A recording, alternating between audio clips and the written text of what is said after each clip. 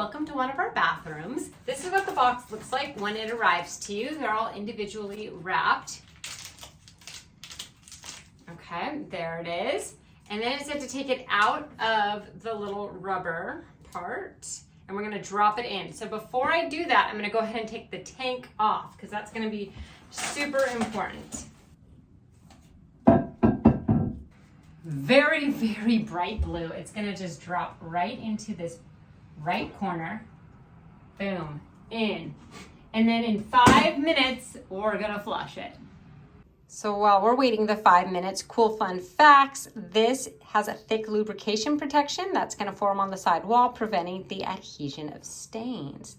You're also gonna get 300 flushes, and it has a slow release technology. Okay, it's been 5 minutes. We're officially allowed to flush.